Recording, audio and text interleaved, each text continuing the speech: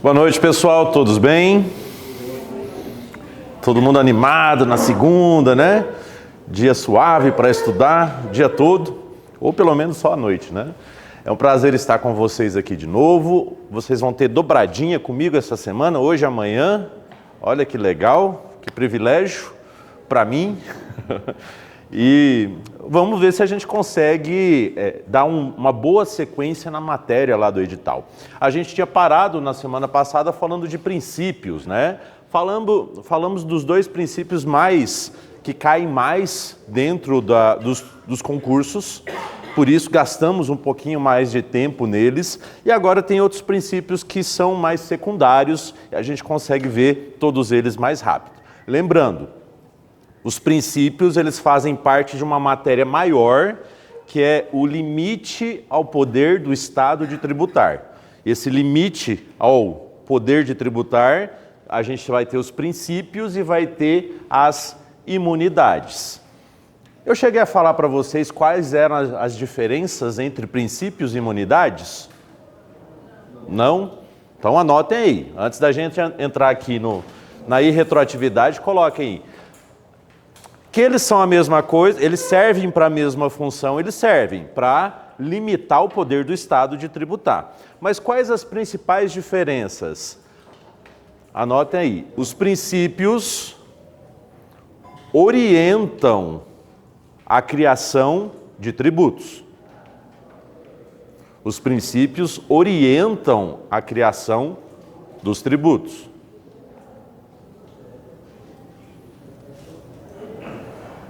Os princípios orientam a criação dos tributos. E as imunidades?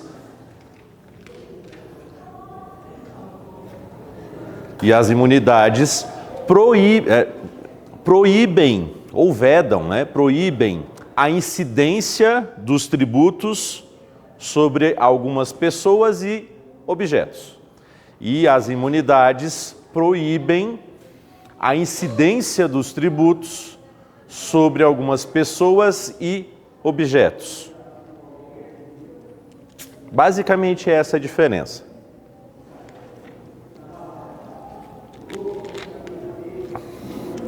Proíbem a incidência de tributos sobre algumas pessoas e objetos. A gente vai falar sobre todas elas, tá? Mas só para adiantando assim, um spoiler, né? A imunidade religiosa, aonde as igrejas ou templos de culto, como fala lá no CTN, templos de qualquer culto, eles são imunes de pagamento de impostos. Não pagam impostos nenhum. A gente vai falar sobre isso ainda hoje, tá?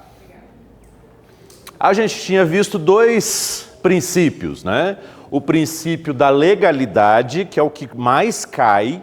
E aí a gente já viu os detalhezinhos que mais costumam cair. Lembrem lá das exceções ao princípio da legalidade, ou também chamadas de mitigações. A tabelinha é válida e vocês têm que ficar atentos. Falamos do princípio da anterioridade, né? Que se divide em dois tipos, né? A anterioridade anual e a nonagesimal. E esse princípio também tem uma tabelinha um pouquinho maior de exceções. Então, temos que prestar atenção, principalmente nessas exceções. Ah, professor, eu não consigo memorizar. Dá os seus pulos, né? A tabelinha está bem fácil de você fazer um mnemônico, de você pedir decoreba em casa, né? Chega lá, pede para alguém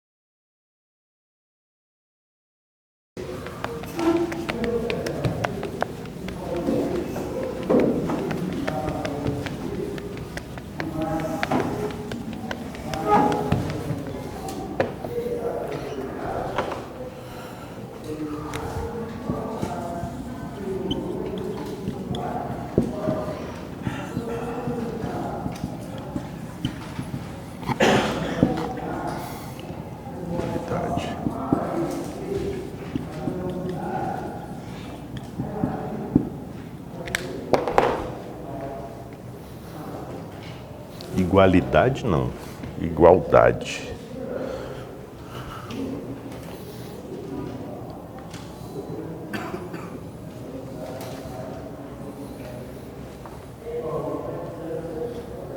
Princípio da isonomia ou igualdade tributária.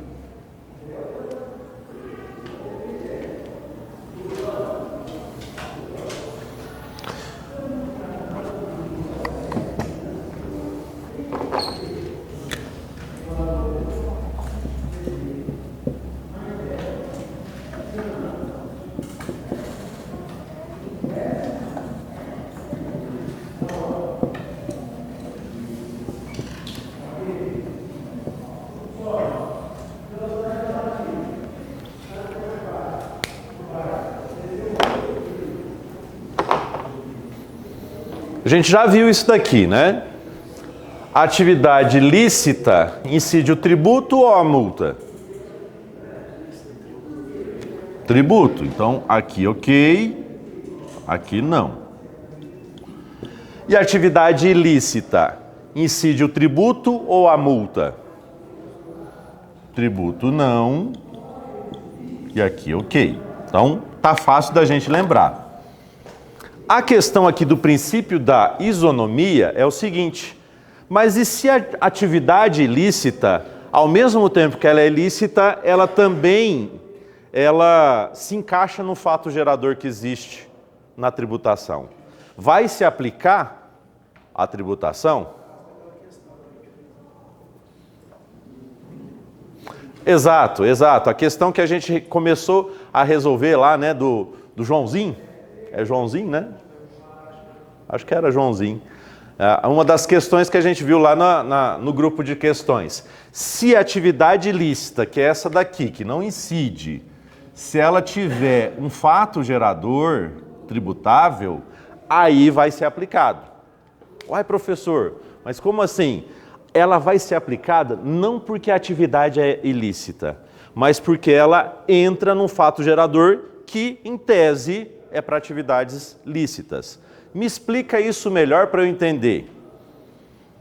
Vocês viram, não sei se todo mundo acompanhou, anos atrás, apreenderam algumas malas de dinheiro num apartamento lá no Nordeste. Tinha malas de dinheiro lá, né? E essas malas de dinheiro era, acho que 90 milhões, uma coisa assim. Era muito dinheiro, 80 ou 90 milhões. Pegaram e apreenderam. Essas malas eram frutos de corrupção, era dinheiro desviado do governo para comprar votos, etc. Era fruto de corrupção. Esse dinheiro foi devolvido para o governo? Eu espero que sim, né? A Polícia Federal pegou essas malas, acho que 9 ou 10 malas, cheias de dinheiro, cheio de nota de 100 reais, pegou e devolveu para a União. Só que o que acontece? Se essa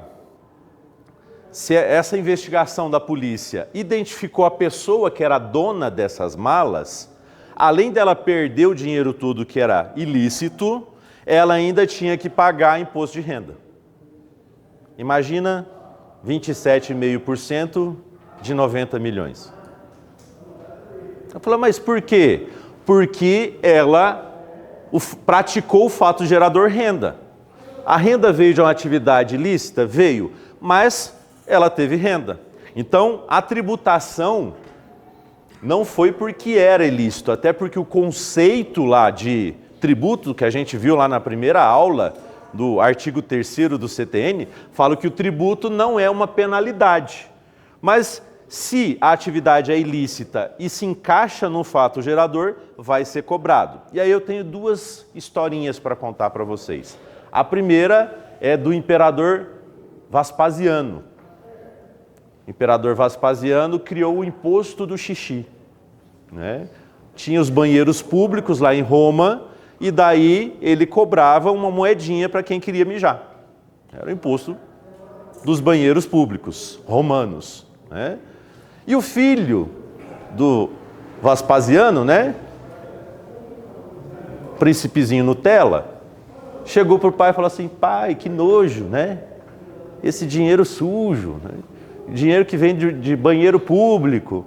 E Vespasiano deu aquela frase em latim que virou um princípio.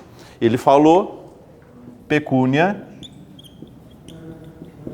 non olet. Dinheiro não fede, dinheiro não cheira. Para dizer o seguinte: não importa da onde que vem o recurso, importa que praticou um fato gerador tributável na época e vai ser cobrado. Isso se aplica aqui também. Por quê? Imagine o seguinte: se o tributo é para atividades lícitas, os cidadãos de bem, os contribuintes de bem, como todos nós aqui, pagamos o tributo. É justo perdoar aquele que faz atividades ilícitas de pagar também? A gente estaria incentivando a prática de ilicitude. Então, é cobrado deles também, mesmo com o fato gerador errado, para que desincentive a atividade ilícita. Primeira historinha. Segunda, já ouviram falar de Al Capone? Gangster lá, famosão lá dos Estados Unidos, matava muita gente, fazia muita contravenção, coisa errada. Ele foi preso por quê? Porque não pagou imposto de renda. As atividades dele eram todas ilícitas, mas ele não pagava para o fisco nenhuma contribuição. Foi preso por causa disso. Pegaram ele no detalhe técnico. Não assistiu a aula minha, né? Então, foi preso. Então, lá naquela época já aplicava essa mentalidade, esse princípio. Então, se a atividade é ilícita, mas se encaixa num fato gerador, ela é tributável. Outro exemplo, deu o exemplo da corrupção. Pega um exemplo, alguém que invade uma área que não é dela, uma área que pertence ao governo. Beira de rio, beira de córrego, invadiu lá, é área pública. E a pessoa constrói um barraquinho, constrói uma casa. Área de preservação ambiental, pode imaginar qualquer exemplo que a pessoa não pertence a ela. E ela vai lá na prefeitura e pede para pagar o IPTU daquela área. A prefeitura vai gerar o IPTU para ela? Vai. Isso vai tornar ela proprietária? Não. Ela está praticando um ato ilícito, está invadindo uma terra que não é dela, nunca vai ser, porque terra pública não dá para fazer uso capião, nunca vai ser dela, e ela está pagando o imposto e isso não valida o ato ilícito. Mas ela está pagando o imposto justamente porque está praticando um fato gerador, ser possuidora de terreno urbano, não proprietária, possuidora. Ela está ali na posse daquele terreno urbano, mesmo invadido. Daí ela aparece na televisão: a prefeitura está me tirando aqui, mas eu paguei os últimos 20, 30 anos de IPTU, está aqui os carnezinhos. Não valida nada, não vale nada. Ok? Pegar os exemplos de atos ilícitos que se encaixam em fato gerador, tem um terceiro exemplo para vocês. Imagina alguém que faz uma compra e venda de um imóvel aonde o vendedor é o menor de idade.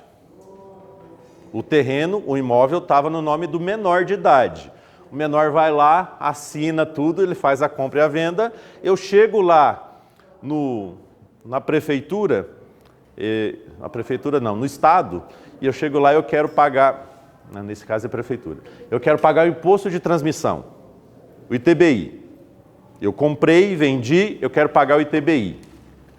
Vou lá, a prefeitura vai emitir a guia, eu vou recolher do ITBI, mas depois a justiça desfaz esse negócio. Por quê? É um negócio nulo. Eu não posso comprar e nem vender de menor de idade. É nulo o negócio.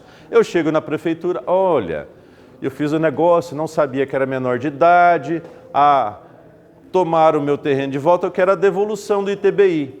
O que a prefeitura vai falar? Você praticou o fato gerador de transmitir, de querer transmitir, você perdeu aquele seu dinheiro do imposto. Tá? Então, nesse caso, não devolve.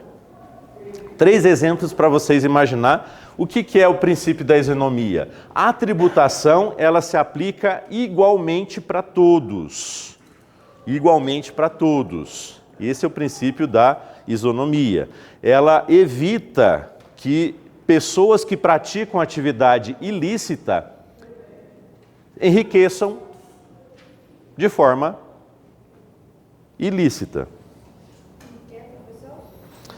Ela evita que pessoas que praticam atividade ilícita enriqueçam ilicitamente. Ela se aplica a todos, né? Se aplica a todos, por isso que é isonomia e igualdade.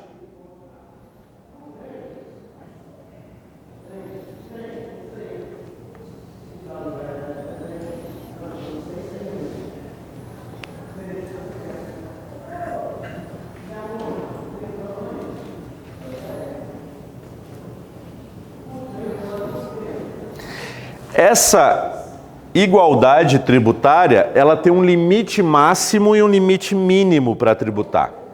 O limite máximo, a gente fala de confisco. Já falamos dele aqui, né? O tributo não pode ser usado para confiscar algo. Então, existe um limite máximo aonde é o teto. O tributo não pode passar daquilo ali. Então, se eu pegar e falar que eu tenho aqui o tributo, o teto é o confisco. Não pode ultrapassar aquilo que é vedado o tributo ser considerado. Ele não pode ser usado para confiscar algo. Se o meu carro vale 100 mil, o valor do IPVA nunca pode custar 100 mil. Ele vai estar confiscando o meu bem. Por outro lado, a gente tem uma limitação para baixo também.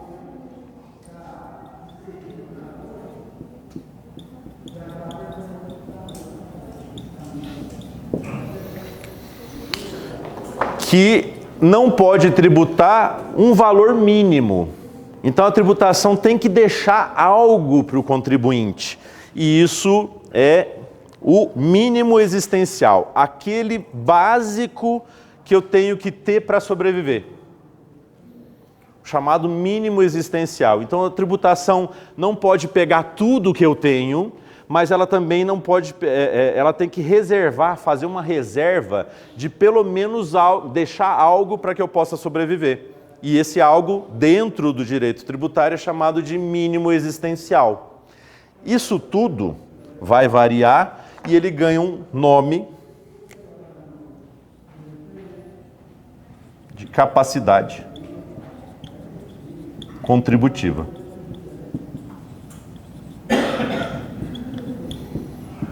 É o que vai ser levado em consideração na hora de tributar. Qual é a sua capacidade contributiva para você poder pagar tributos?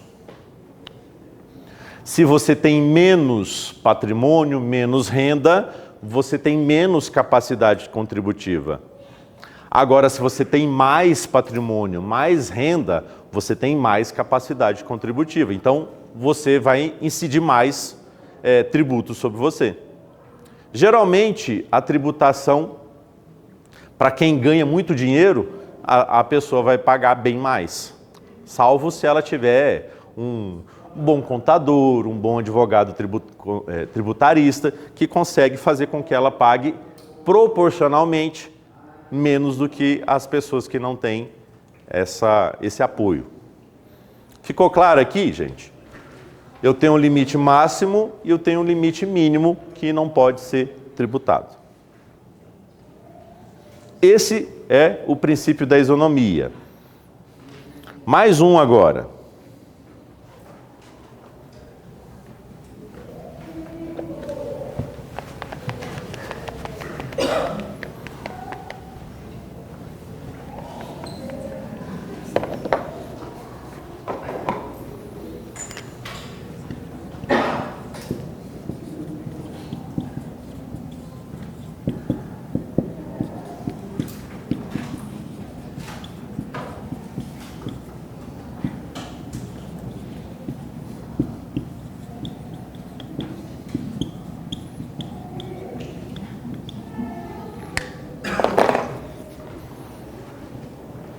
Princípio da não limitação ao tráfego, não é tráfico, de bens ou pessoas.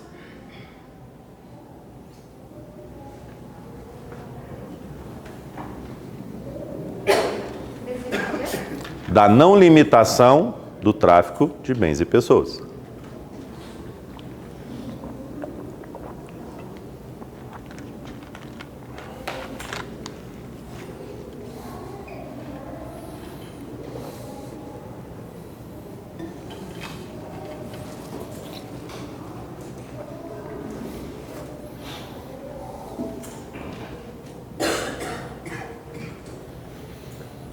Esse princípio, ele fala que o tributo, ele não pode ser usado para limitar alguém de trafegar, ou de ir de um lugar para outro dentro do país, ou de levar um produto de um lugar para outro no país. Então não pode ter tributação que faça essa limitação, ok?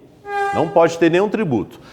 Imagine uma pequena historinha, você já deve ter visto algum filme da Idade Média, para mentalizar por que existe isso daqui.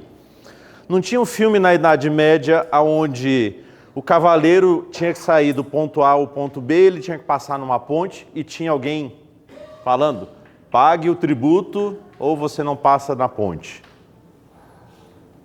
A pessoa era obrigada a pagar o tributo para ir para outro país, para ir para outro reino. Então essa tributação limitava a circulação.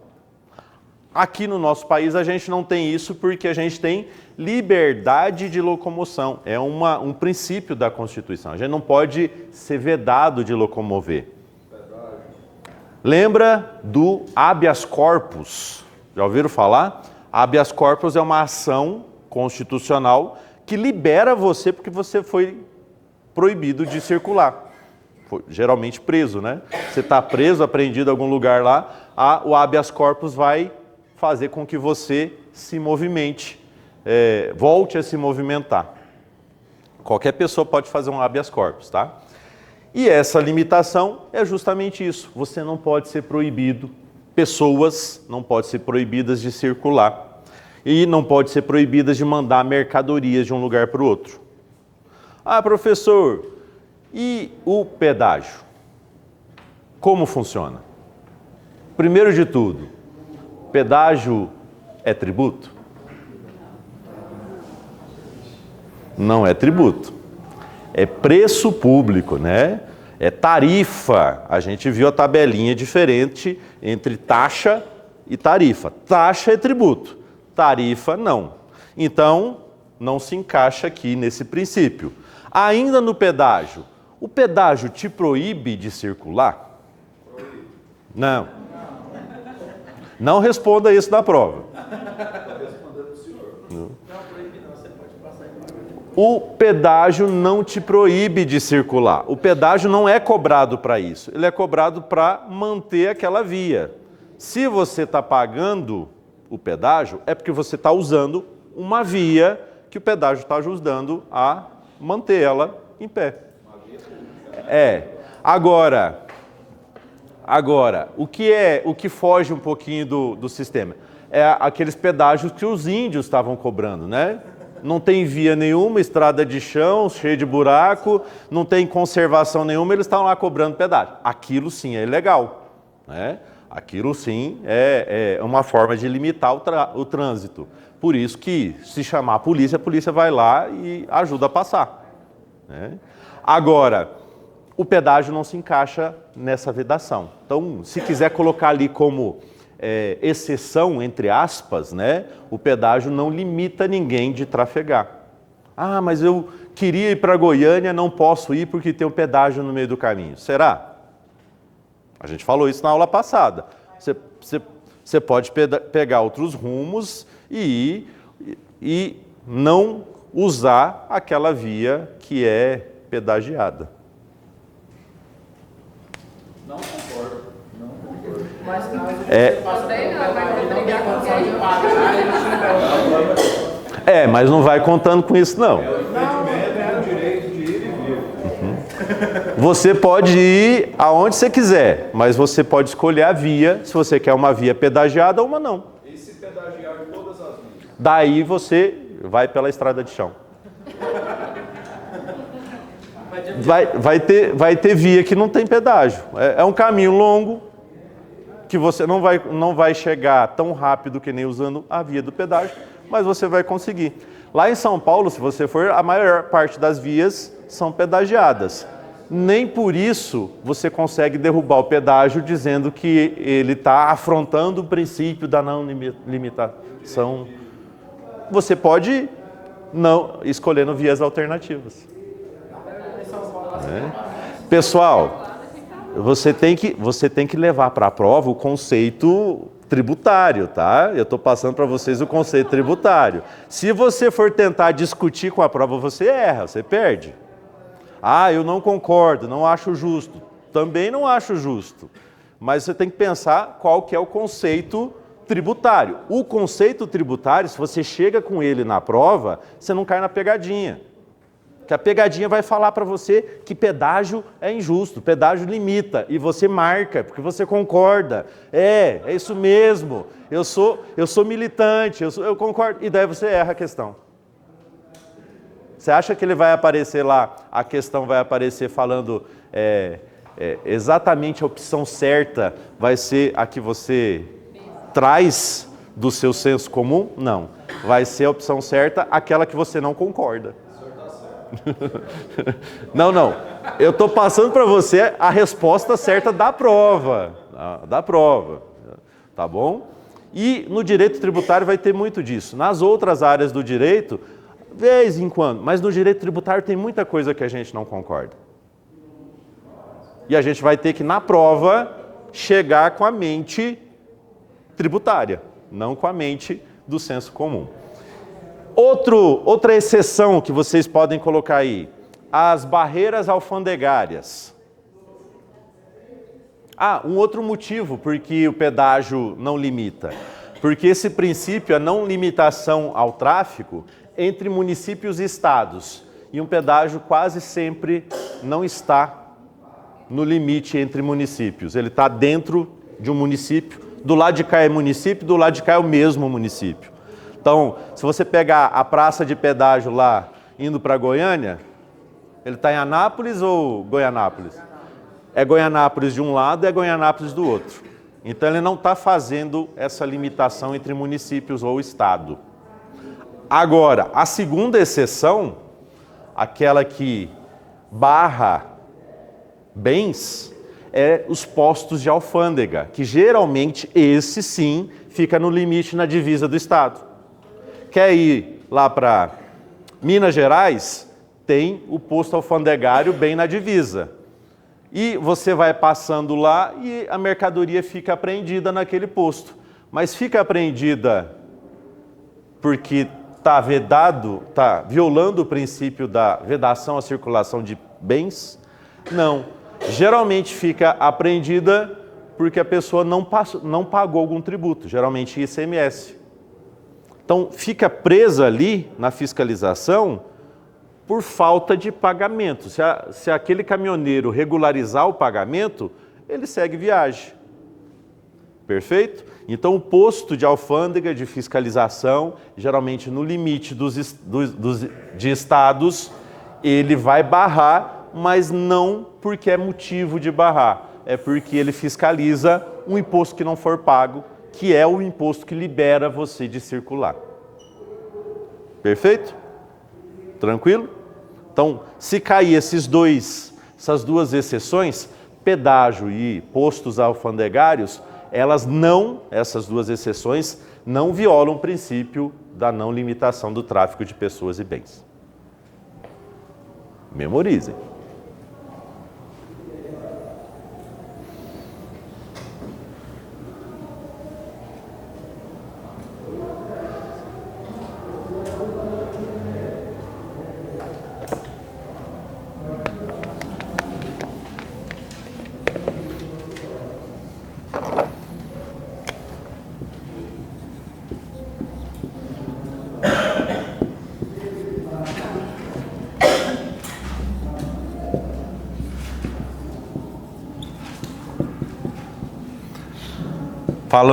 falamos tanto do confisco, né? Existe um princípio próprio para ele, né? Princípio da vedação ao confisco. Já falamos um pouquinho dele. O que eu tenho que trazer para vocês?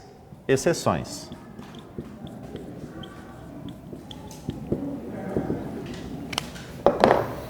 O que é o conceito dele? Já falamos. O tributo não pode ser usado para tomar o bem de mim. Não pode ser tão alto que eu perca o objeto tributável.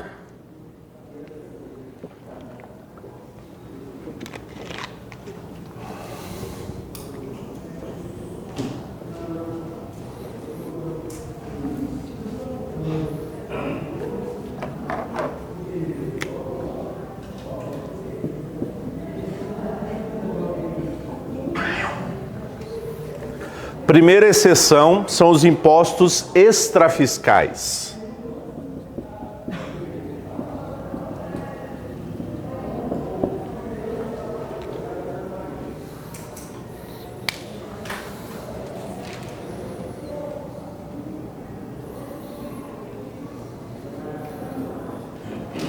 A gente já falou deles lá na classificação dos impostos, né? São 4. Lembra quais são?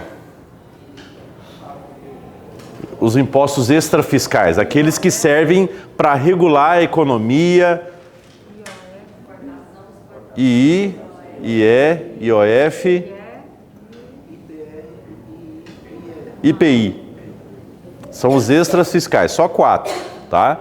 Eles servem para regular a economia e eles servem para manter a ordem social. Então, esses daqui, para regular a economia, o imposto pode vir acima de 100%. Pegar um exemplo. Vocês querem que eu anote aqui os 4? II, IE, IOF, IPI. Não, ITR não é. Ele tem uma função de buscar dados, mas ele não entra aqui como extrafiscal.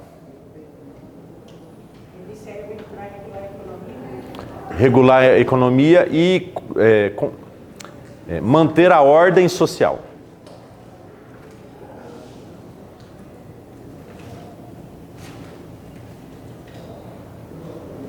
Esse é o caso do cigarro. Também. Imagina o imposto de importação. Dá um exemplo aqui para vocês memorizarem. Tá vindo brinquedos da China. Os brinquedos da China estão chegando mais baratos aqui no Brasil do que os brinquedos brasileiros. Estão sendo importados para cá. E chegam mais barato. Chega mais barato por quê? Imposto é uma, né? Mas os direitos trabalhistas da China são diferentes daqui, né? Não tem. Tem as criancinhas lá, nascem com 3 aninhos e estão lá trabalhando, né? Então, os chinesinhos tudo produzindo os brinquedos que eles não brincam. Chega mais barato aqui, é lógico. Produção em grande escala, menos tributação lá, chega mais barato. Para o governo proteger a indústria de brinquedos nacional, ele pega o imposto de importação e sobe. Qual é o percentual que ele vai subir? Ele vai subir tanto que o brinquedo que chega de fora vai chegar no mesmo valor que o brinquedo nacional ou um pouquinho mais caro. Sempre o que vem de fora vai ser tributável para isso, para equiparar. Exatamente. E isso, imagine que o brinquedo aqui no Brasil custa R$10, o que vem da China custa 2. Quem é bom de matemática aí, quanto daria o aumento de porcentagem de imposto aí? Daria mais do que 100%, mais do que 200%, mais do que 300%, daria muitos por cento, né? De 2 para 10, dá uma diferença enorme. E isso não é considerado confisco. Por quê? É para regular a economia. O produto que vem de fora poder ser competitivo com o produto nacional poder ser competitivo com o produto que vem de fora. Seria mais interessante, mas é mais difícil para o governo fazer baixar aqui dentro, né? Até esse é um ponto que eu discuto como liberal, né? Eu sou uma pessoa liberal. Abrir a economia. O que é abrir a economia? Deixar de ser protecionista e que venha tudo de fora. Vai chegar o produto da China? Vai. Vai quebrar a indústria nacional de brinquedo? Vai. Mas vai arranjar outra coisa para fazer. Se brinquedo aqui é caro para produzir, vai produzir outra coisa. Tem um empresário do Brasil que foi para outro país para produzir. E a mercadoria dele chega aqui. Os países que são mais protecionistas, eles aumentam a carga tributária ao invés de diminuir. Quem sai perdendo? O contribuinte, o consumidor, né? Estados Unidos, você acha que o aumento lá que ele fez lá dos tributos, a população está lá felizona? Está pagando mais caro. É a mesma coisa aqui. O carro, por que o carro lá, um carro popular lá na Europa, custa $10 mil, 10 mil euros, né? Chega aqui o carro completo, muito melhor, por R$30 mil, R$40 mil. Por que a gente não tem carro aqui? Porque impõe uma barreira para chegar aqui o mesmo preço dos carros produzidos aqui no Brasil, para proteger a indústria de carros nacional, que é uma M asterisco. Mas no caso da comercialização no Brasil, tem o ICMS que faz controlar isso também. Substituição tributária e tudo. Não se enquadra nesse contexto? Não, porque o ICMS também cai o que vem de fora. O ICMS, ele pode ser usado em outro exemplo. Aqui, nos extrafiscais, não é o ICMS, tá bom? O ICMS, geralmente, aquilo que vem de fora e o que está aqui dentro, ele acaba ficando no mesmo patamar.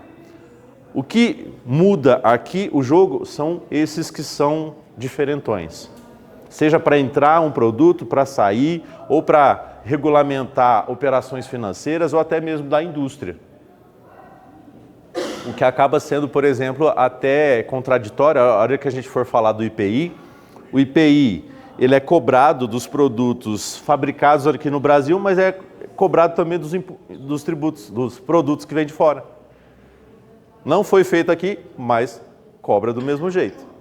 Então, os impostos extrafiscais, eles podem ultrapassar os 100% para regulamentar a economia. É exceção ao princípio do não confisco. Segundo exemplo, são os impostos progressivos.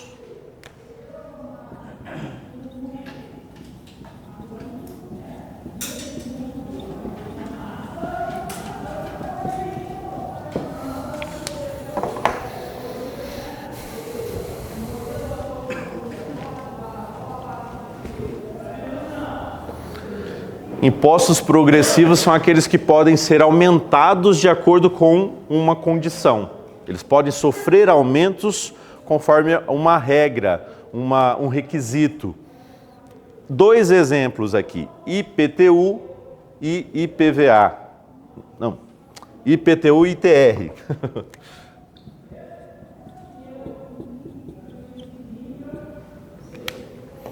IPTU e ITR. O IPTU e o ITR, a gente do Brasil, a gente tem, na nossa Constituição, a gente tem uma veia capitalista e uma veia socialista. A nossa Constituição puxa para os dois lados. O direito da propriedade, a gente ter propriedade imóvel, né? Seja na cidade, seja na roça, na zona urbana ou zona rural, é um direito capitalista. Mas a nossa Constituição, ela traz que se eu vou ter uma propriedade, eu tenho que fazer uma destinação social para ela. A minha propriedade, ela tem que ter uma função social, senão eu vou ser penalizado. Exemplo, o IPTU, ele pode, além de ter aquele valor normal, percentual por ano que a gente paga, se o meu terreno na cidade não estiver sendo usado, estiver lá cheio de mato, cheio de criação de mosquito e de estuprador, né?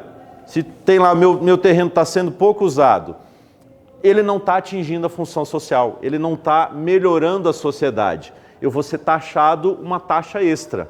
Essa taxa extra pode ser 25%, pode ser 5% num ano, 10% no outro, até 25%. E isso, 25%, não vai ser considerado confisco, mas olha só, em 4 anos eu paguei o valor do imóvel. Concorda? Mantém os 25. Mas se em 4 anos eu for penalizado por não cumprir a função social, não pegar ali, limpar o meu terreno, fazer uma plantação, uma horta, um jardim, um estacionamento de carro, se eu não der uma destinação para ele, eu vou pagando mais caro. Além dos 2% que eu pago de IPTU, eu vou pagar mais 5%, mais 10%. Por isso que ele é progressivo. Ele vai me penalizando progressivamente. Não são todos os municípios que colocam essa progressividade. Alguns implementam, outros não. E quais são os 2 tributos que são permitidos? Esses 2. É um caráter punitivo, um caráter para que a pessoa use o terreno dela de forma que contribua para toda a sociedade. Sim, mas pensa o seguinte. Imagine um município, São Paulo é muito bom nisso, o município de São Paulo. Você deixa um terreno baldio durante 4 anos. O imposto que vai vir, além da progressividade, vai praticamente custar o valor do imóvel.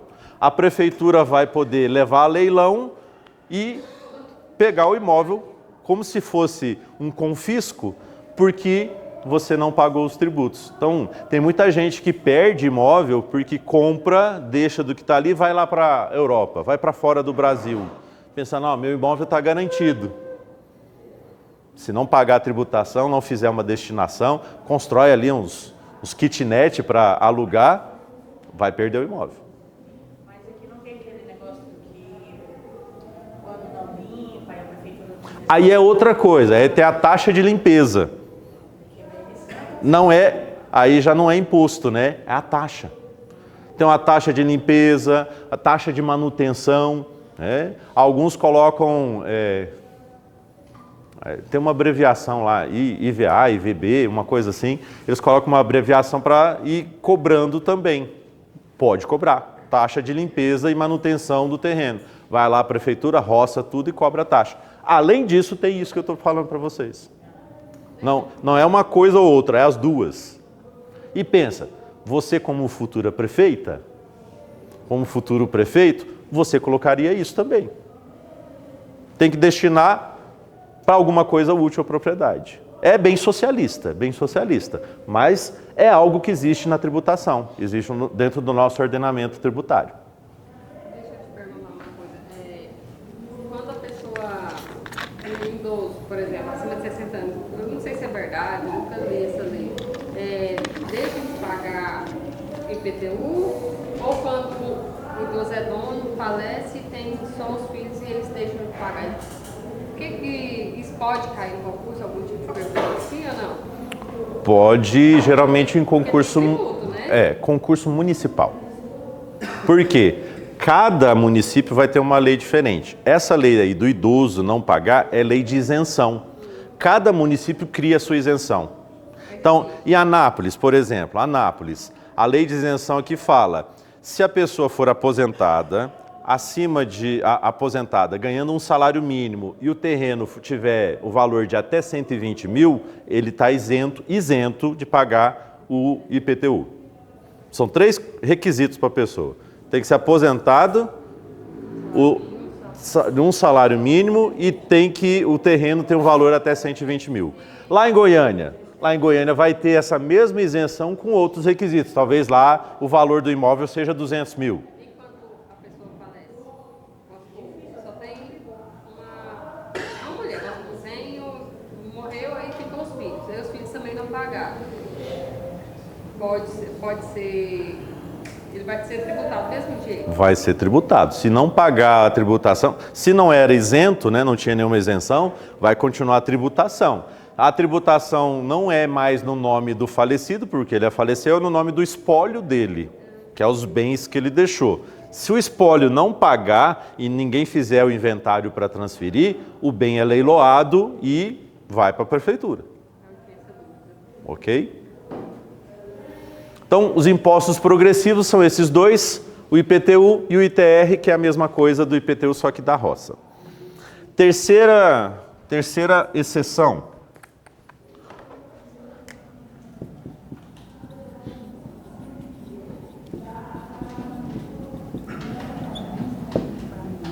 Os impostos seletivos.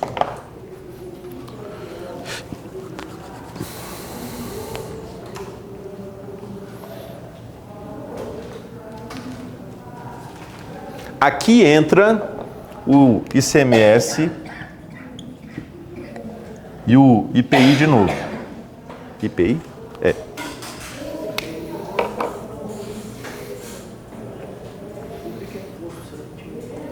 Vou falar agora. Já. O imposto seletivo é aquele que vai incidir mais sobre bens supérfluos e menos sobre bens necessários, né? De acordo com a utilidade, com a necessidade dele, né?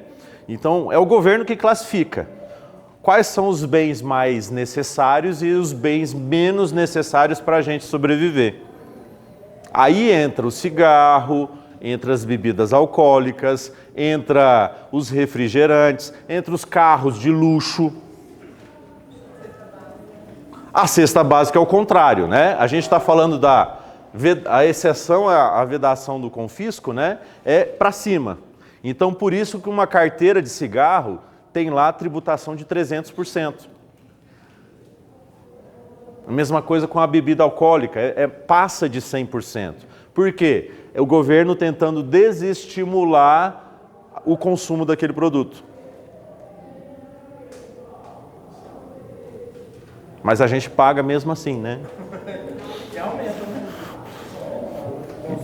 E continua pobre e paga e compra a cervejinha, compra a pinga, compra o cigarrinho, o pito, e a gente continua pagando. Mas é para desestimular. Imagine se fosse um preço com uma tributação baixa. Se já com uma tributação alta muita gente consome, com uma tributação baixa seria muito mais pessoas.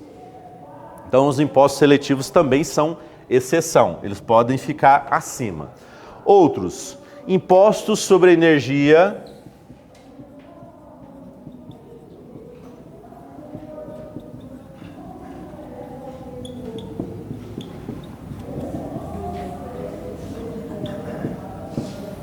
e combustíveis.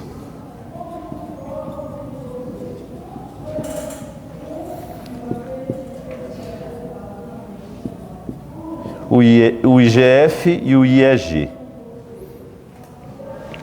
E a gente finaliza as exceções.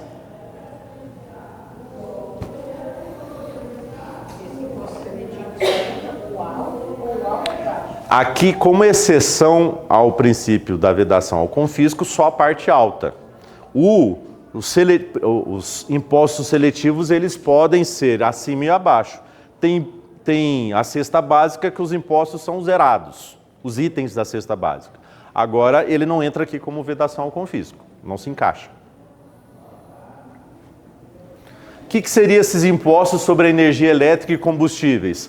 O governo pode aumentar o tanto que ele quiser para reduzir o consumo. Essa semana aí aumentou a bandeira vermelha, né? Vai aumentar a bandeira vermelha. Para que o governo está fazendo isso? Além de custear algo extra, termoelétrica, etc., ele quer reduzir o consumo. Quer que doa no bolso para a gente usar menos. Quer que tomemos banho gelado, ao invés de ficar debaixo do chuveiro lá no quentinho durante meia hora. Redução. Por quê? Porque ele sabe que a gente está em época de seca, tem menos produção de energia hidrelétrica, então ele quer diminuir. A mesma coisa com combustíveis. A gente está ali num período de entre-safra do álcool. Caiu a produção de álcool.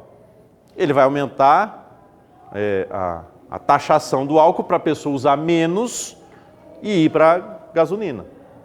Então, é para controlar ali o mercado.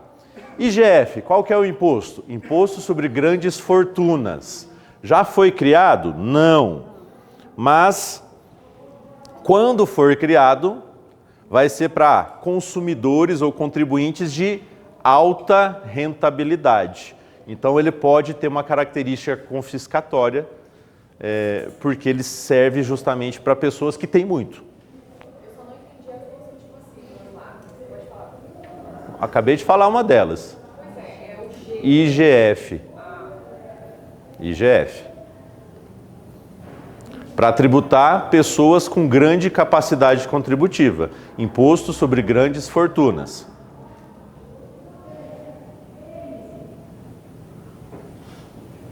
E o IEG, Imposto Extraordinário de Guerra. A gente já falou dele. Quando a gente está em iminência de guerra ou em uma guerra externa. O governo não vai se preocupar aqui com um percentual. Ele pode tributar um valor que a gente considere como confisco, mas está autorizado. Ah, todo mundo que tem 2 carros, a gente vai tributar um dos carros em 100%. Você vai perder um carro para patrocinar a guerra. E lembra, a guerra consome muitos recursos, né? Acaba com a economia do país. Fica devastado. Por quê? Porque o governo vai tomando tudo. Como é que ele financia a guerra? Ele vai tomando tudo dos contribuintes. Vê lá exemplos da Alemanha, tal, que o pessoal dava até aqueles pedacinhos do cadarço, né? Que era de metal para construir tanque. Imagina o tanto. Chegou a exigir que entregasse os cadarços, né? E isso também acaba sendo uma exceção. Alguma dúvida até aqui, gente? Viram que princípios eles orientam como deve ser tributado. E as exceções são aquelas mais interessantes da gente. O princípio é super simples. A exceção é que a gente tem que tomar cuidado justamente porque ela foge do padrão. Então, todos esses aqui são 6 exceções, a gente tem que ter elas em mente. Dúvidas?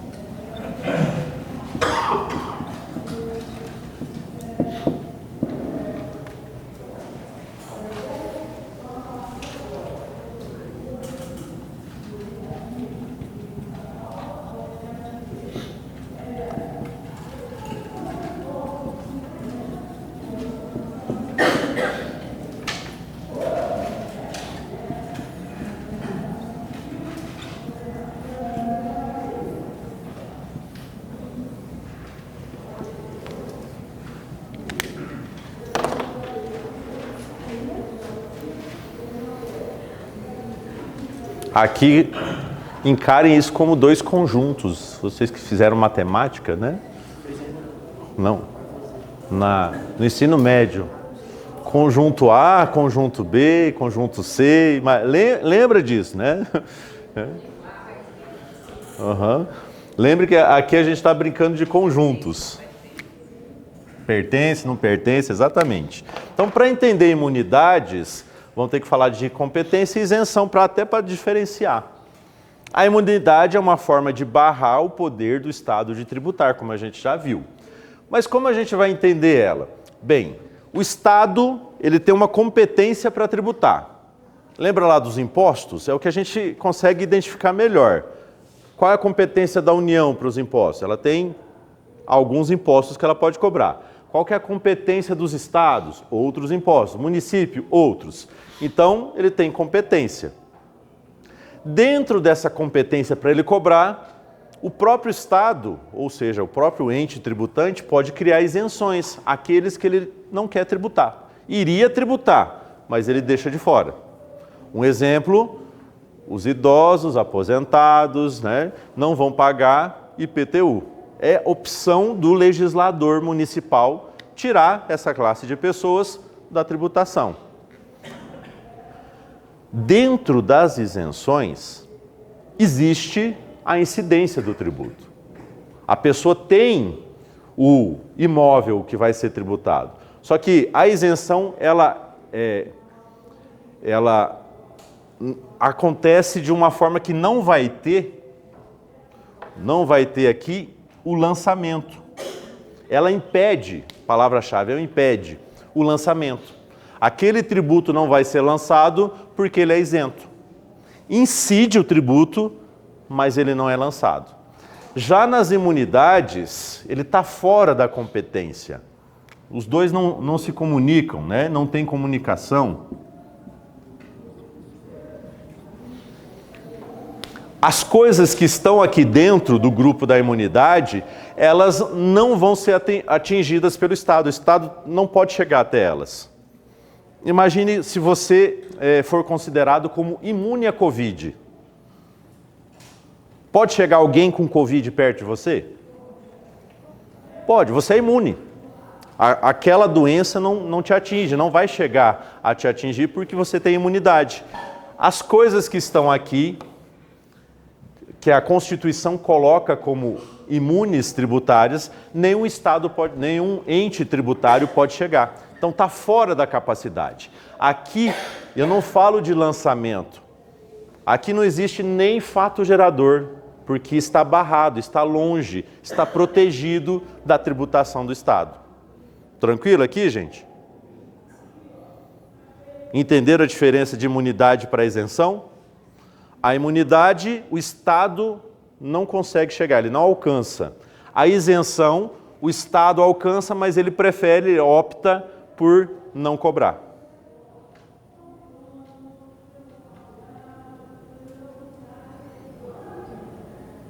E já vou dar a segunda diferença. Essa segunda diferença é matadora.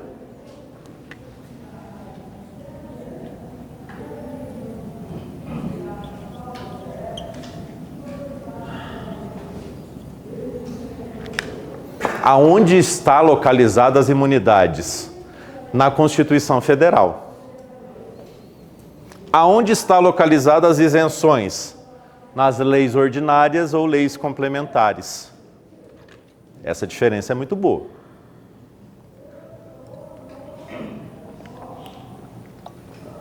Falou de imunidade, tudo na Constituição.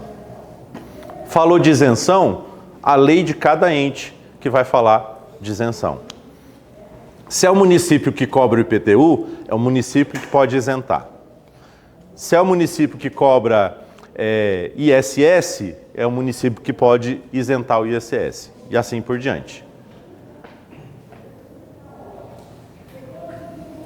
Ficou clara essa segunda diferença? Tem deficiência que abate o IPI? Exatamente.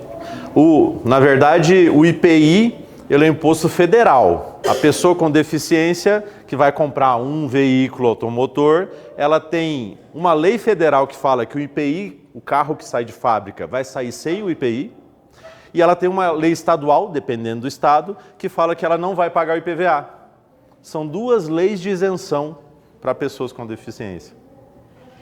Cada uma. A gente vai tratar delas agora. Na verdade, a imunidade não precisa de lei. Como está na Constituição, ela vale para todo mundo.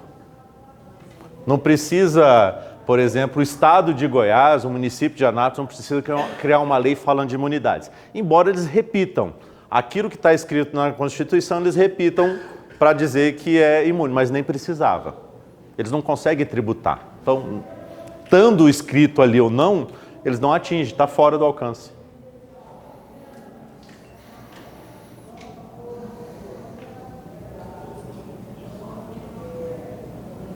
Outra diferença, e essa é a última, das três. Fica para depois do intervalo.